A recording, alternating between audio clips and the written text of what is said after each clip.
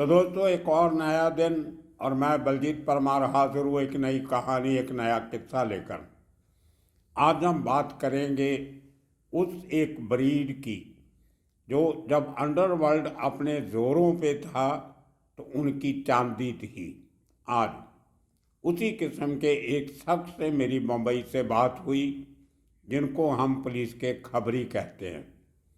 तो कुछ बात के बाद मैंने पूछा उसको क्या हाल है, क्या कर रहे हो, तो उसने जो जवाब दिया वो चौंकाने वाला था। उसने फिक्रा बोला, अंडरवर्ल्ड बेजार तो खबरी बेकार। बहुत कुछ कह गया है इन 4 शब्दों में वो शख्स। उसने बताया कि आज एक ज़माने में जब वो बहुत बड़ा खबरी हुआ करता था, बड़े बड़े पुलिस ऑफिसर उसके इंतज़ार में रहते कि आएगा तो बड़ी खबर लेके आएगा, हमारा नाम चमकेगा, केस सॉल्व हो जाएगा। लेकिन आज वो आदमी ओला की टैक्सी चला रहा है अपने घर का, बच्चों का पेट पालने के लिए। वो भी मुंबई में नहीं मिला उसको, पूना में जाके। बहुत हैरानी हुई मुझे कि जिन खबरियों की वजह से एक ज़माने में मुंबई की crime branch, custom department, income tax department, directorate of revenue intelligence और लोकल पुलिस स्टेशन बड़े बड़े केस सुलटा लिया करते थे, बहुत बड़े वांटेड आरोपियों को पकड़ देते थे। आज वो सब काम कैसे चलता होगा ये सुनकर हैरानी भी हुई। उस दोस्त का कहना था कि इसके 2 कारण हैं। एक तो क्राइम बड़े लेवल पे जो अंडरवर्ल्ड के लोग करते थे वो कम से कम हो गया, अभी पहले के मुकाबले 10% भी नहीं रहा। तो जो 100% काम होता था वो 10 पे आ गया। सीधी आप अंदाज़ा लगा सकते हो कि उसी मुकाबले से 90% खबरी आउट ऑफ बिजनेस हो गए। जो 10% बचे हैं वो बहुत कम उनको पैसा मिलता है, मेहनताना मिलता है। वो भी उसका कहना था कि चक्कर काट काट के थक जाते हैं तो भी हमारी जो एक रिवार्ड मनी होती है, जो वादा किया होता है पैसे देने का ऑफिसर्स ने, वो भी नहीं मिलता। उतने पैसे किराए में चले जाते हैं जितना रिवार्ड नहीं मिलता। तो मैंने ये धंधा छोड़ दिया। अब खबरी जो अपने हे डे में एक वीआईपी से कम उनकी हैसियत नहीं होती थी, नाम गिरने लगे ऐसे खबरियों को ही तो बहुत हैरानी होती है। आज भी माधव भाई ठक्कर सबसे बड़ा खबरी था अपने ज़माने का। 20 साल उस आदमी ने क्राइम की दुनिया और पुलिस के गलियारों में बड़े आराम से काटी, बड़ी बड़ी गाड़ियां रखी, बहुत पैसा रखा और अपने उसी असर रसूख से वो माधव खबरी करीम लाला का पूरे उसके धंधे का जनरल मैनेजर बन गया, पूरा धंधा संभालता था। और करीम लाला के सब धंधे छोड़ने के बाद उस आदमी ने पूरा पठान गैंग का बिजनेस संभाला। ये एक खबरियों की इम्पोर्टेंस क्या होती थी वो बता रहा। इसी तरह जो बड़े क्राइम स्पेशलिस्ट थे, एनकाउंटर स्पेशलिस्ट थे। क्राइम स्पेशलिस्ट इसलिए कि उनको केस डिटेक्ट करने आते थे। एनकाउंटर स्पेशलिस्ट इसलिए कि उनको खास जिम्मेदारी दी गई थी उस ज़माने के आला ऑफिसर से कि जो गैंगस्टर अपने कित्तों से बाज नहीं आते या क्रिमिनल, उनको बड़े तरीके से न्यूट्रलाइज कर दिया जाए। उसका सीधा साधा मतलब ये होता था एनकाउंटर करके मार गिराया जाए। बहुत सारे एनकाउंटर स्पेशलिस्ट तकरीबन 20 के करीब जिन्होंने बड़ा बड़ा नाम कमाया, वो या तो खुदकशी कर गए या आज जेलों में बैठे हैं या टेररिस्ट अटैक्स में मारे गए। मुझे याद है ये लोग बोस्ट किया करते थे, बहुत ऊंची आवाज़ में कहते थे कि मेरे पास 1200 खबरियों की आर्मी है। हैरान मत होना, मैं आपको बताऊंगा ये कैसे होती है। दूसरा एनकाउंटर स्पेशलिस्ट कहता था मेरे पास 800 खबरी हैं। और एक तीसरे एनकाउंटर स्पेशलिस्ट थे जिनके पास एक फ़ोन था, उसका नाम ही खबरी फ़ोन रखा था, मोबाइल फ़ोन का। उसके पहले एक डायरी रखा करते थे, टेलीफोन डायरी जिसको कहते थे हम लोग, उसमें उसका नाम खबरी डायरी होता था। और जो खास खबरी उनके साथ रहता था उसके पास वो डायरी रहती थी, अपने पास नहीं रखते थे। तो आदमी जब किसी खबरी को कांटेक्ट करना होता था तो उसको कहते थे वो खबरी डायरी आन दे, तो उसको देख के उसको फ़ोन करना। बाद में वो बदल गया, मोबाइल फ़ोन में आ गया। उसी शख्स के हाथ में एक खास मोबाइल फ़ोन होता था जिसको खबरी फ़ोन बोलते थे। तो भाषा बदल गई, किसी खबरी को फ़ोन करना है तो उसको आवाज़ लगाते थे, अरे खबरी फ़ोन आन दे, खबरी फ़ोन लेके आ। तो वहाँ से खबरियों की एक खास पहचान बनी हुई थी। खतरा, खेल खतरे का भी था, लेकिन पुलिस वालों के साथ दोस्ती, उनके साथ नज़दीकी रिश्ते उनको अंडरवर्ल्ड की गोलियों से बचा के भी रखते थे। इसी तरह राकेश मारिया आज तक मशहूर है कि किसी आईपीएस ऑफिसर के पास इतने खबरी नहीं थे जितने राकेश मारिया के पास थे। इसीलिए शायद बहुत सारे बड़े बड़े केस उन्होंने सॉल्व किए और बहुत से लोगों को सलाखों के पीछे पहुंचाया और बहुत से लोगों को ऊपर वाली दुनिया में भी पहुंचा दिया। इसी तरह खबरियों में इतने इन्फ्लुएंशियल खबरी थे जो एक तरीके से खुद गैंगस्टर भी कहे जाते थे, जिनमें हुसैन उस्तरा सबसे बड़ा खबरी था, पुलिस डिपार्टमेंट का और कस्टम्स का, डीआरआई का। दाऊद कंपनी का जितना माल सामान उस्ताद खबरी ने पकड़वाया उतना शायद किसी और खबरी ने नहीं पकड़वाया होगा। 12 गाड़ियाँ रखी हुई तो उस आदमी ने, मर्सिडीज, राज्य पुराने ज़माने की इम्पाला, इस किस्म की गाड़ियाँ, और जिस गाड़ी में उसकी डेथ हुई वो भी गाड़ी नई नई आई थी उन दिनों में, देवू वालों की गाड़ी आई थी बड़ी, वो गाड़ी उसके पास थी। तो खैर इनकी अपनी एक शान हुआ करती थी खबरी लोगों की। अब देखिए 20% कमीशन मिलता था कस्टम से, वाइट का, वो भी कैश में। अगर एक खबरी ने 10 करोड़ का सोना पकड़ा दिया तो उसको उसका जो 20% है वो उसको मिल जाता था। 1 करोड़ का पकड़ाया तो 20 लाख मिल जाता था। उसमें से कभी कभी थोड़ा केस लंबा चलता था तो एडवांस जिसको रिवार्ड कहते थे वो मिल जाता था, बाकी केस खत्म होने के बाद मिल जाता था। लेकिन गोल्ड के केसेस में और ड्रग के केसेस में तकरीबन पेमेंट बहुत जल्दी हो जाती थी। बाकी जो रिकवरी के केस होते थे उनमें थोड़ा टाइम लगता था। अगर इस खबरी ने बोला कि ये शख्स ने फलां जगह से 5 करोड़ की चोरी की है, या इस बैंक के फलां अकाउंटेंट ने इतना पैसा हेरा फेरी किया है, या इस शख्स ने इनकम टैक्स का पैसा छुपा के टैक्स की चोरी की है, तो वो केसेस में जो रिकवरी होती थी, जितना अमाउंट बताया जाता था उसमें काफ़ी समय लग जाता था केस प्रूव करने में।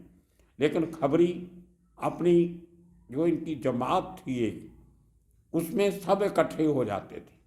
मुझे याद है, मुझे भी इतना नहीं लगता था कि इतने खबरी होंगे, लेकिन जब मुंबई में एक खबरी का मर्डर होता है, उसका एक गैंग वाले मर्डर कर देते हैं, तो वहाँ पे जो 2-2.5 हज़ार खबरी इकट्ठे हुए थे पुलिस के खिलाफ नारे लगाते हुए कि हमारे आदमी को पुलिस ने बचाया क्यों नहीं, तो पता लगा कि इतने खबरी शहर में रह रहे, और शहर भी बड़ा है।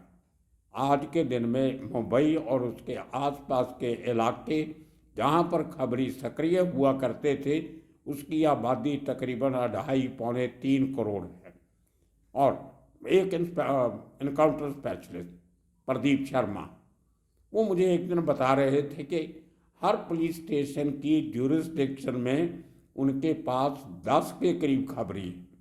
वो ज़माना था जब 60 पुलिस स्टेशन हुआ करते थे, अब तो 100 के ज़्यादा पुलिस स्टेशन मुंबई शहर में हो गए, मुंबई सिटी के अंदर अंदर, और उसके साथ थाना एरिया के और लगा लो आप पुलिस स्टेशन, 50-60 पुलिस स्टेशन, नई मुंबई के 30-40, पालघर के 15-20, इस तरीके से वसई विरार इन एरियाज़ के और 8-10 लगा लो, तो तकरीबन 250-300 पुलिस स्टेशन में 5 से 10 खबरी रखना कितना महंगा काम होगा, कितना खर्चा ये एनकाउंटर स्पेशलिस्ट करते होंगे अपने खबरिए के ऊपर।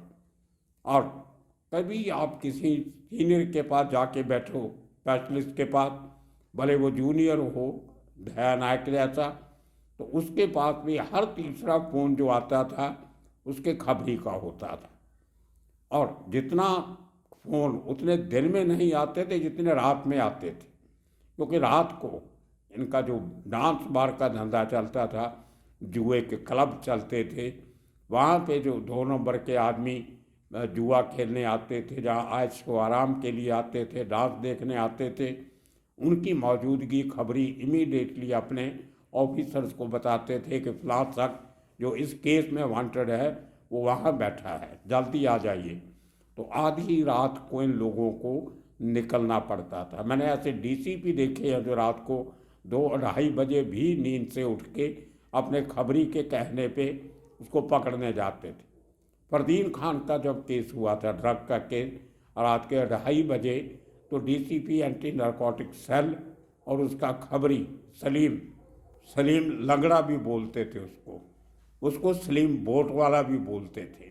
बहुत इन्फ्लुएंशियल खबरी था अपने ज़माने का, देखने में छोटा सा आदमी लेकिन फुर्तीला इतना कि अब यहाँ है तो आधे घंटे में कहीं और पहुँच जाता था। उसने एक मोटरसाइकिल रखा होता था, मोटरसाइकिल के एक बार एक्सीडेंट में उसकी पाँव पे चोट लगी, लगड़ा के चलने लगा तो उसका नाम सलीम खबरी पड़ गया। उस आदमी ने कस्टम के लिए बहुत काम किया, अपनी बोट रखी होती थी उसने कोलाबा ताज जो होटल है जहाँ पे अटैक भी हुआ था, उसके पास उसका घर था समुद्र के किनारे, बहुत बढ़िया घर, और उसके घर के सामने समुद्र में उसकी अपनी बोट खड़ी होती थी, मैकेनाइज बोट, इंजन लगा हुआ था उसमें, जिसको चला के खुद समुद्र में जाता था और बाहर से समुद्र में जो स्मगलिंग की गतिविधियाँ चलती थी उन पे निगाह रखता था। उसको एक और भी निकनेम था, उसको पानी का कीड़ा कहते थे। समुद्र को पानी, इनकी अंडरवर्ल्ड की भाषा में पानी का कीड़ा। आधी रात को भी वो अपने निशाने पे समुद्र में, पानी में, जहाँ पे कोई माइलस्टोन नहीं होता, कोई निशानदेही नहीं होती, वो आदमी सीधा वहीं जाता था जहाँ जाना होता।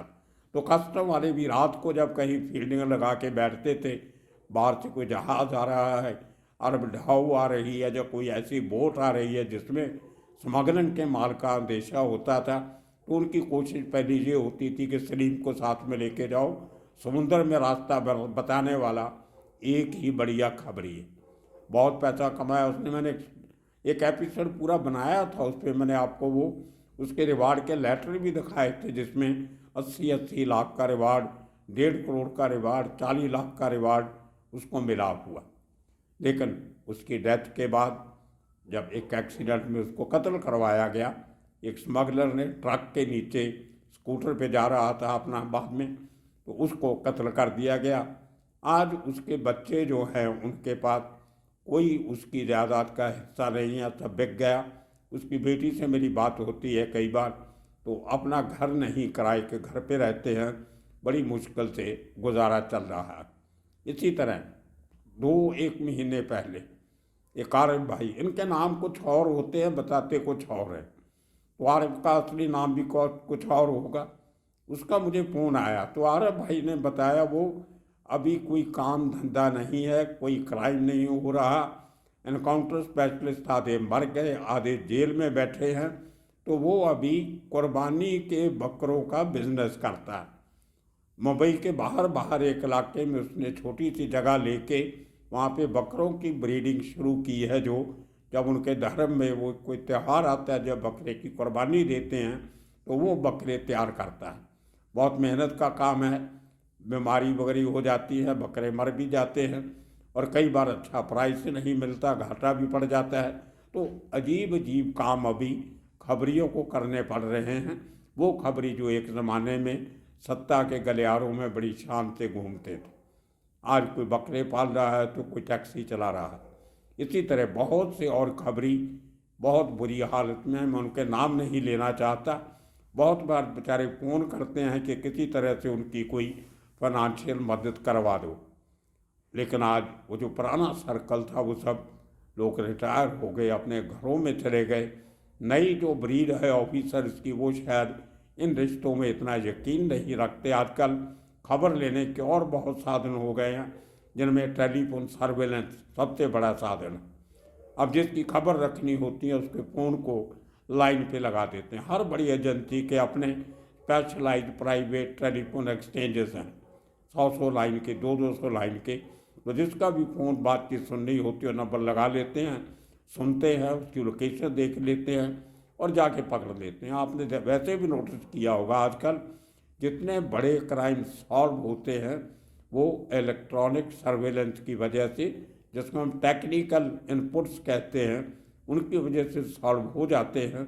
और जो ह्यूमन इंटेलिजेंस थी, जो खबरियों से मिलती थी, जो इंसान आपको खबर ला के देता था, उसकी अहमियत दिन ब दिन कम होती जा रही है। और आने वाले दिनों में शायद ये एक वेरी रेयर ब्रीड जिसको हम कहते हैं वो बन के रह जाएंगे। तो समय के साथ साथ अंडरवर्ल्ड का चलन भी बदलता जा रहा है। अब कोई बड़ा गैंग मुंबई में सक्रिय नहीं है, कोई कंट्रैक्ट किलिंग नहीं हो रही, कोई बड़ा क्राइम नहीं होता, कोई बड़े लेवल पे फिरौती नहीं मांगी जाती। एक्सटॉर्शन का रैकेट, प्रोटेक्शन का रैकेट, सबका सब इंडिविजुअल के हाथ से निकल के पॉलिटिकल पार्टीज़ के हाथ में जा चुका है। पॉलिटिकल पार्टीज़ के वर्कर्स अपने अपने इलाके में वही काम करने लग गए जो एक ज़माने में प्रोफेशनल क्रिमिनल्स, गैंगस्टर किया करते थे। उनको सीधा साधा पॉलिटिकल बॉसेस का प्रोटेक्शन है और साथ ही साथ उनके इशारों पे नाचने वाली पुलिस का प्रोटेक्शन है। तो अब खबरी की क्या ज़रूरत रह गई? जब पुलिस वाले खुद साथ में मिलके हिस्सा रख के काम करवाने लगे तो खबरी की तो कोई औकात रह नहीं जाती। तो दोस्तों, ये आज का किस्सा था। आने वाले दिनों में इसी किस्म के और किस्से कहानी लेके फिर हाजिर होंगे। तब तक के लिए आप सबका बहुत बहुत शुक्रिया, धन्यवाद।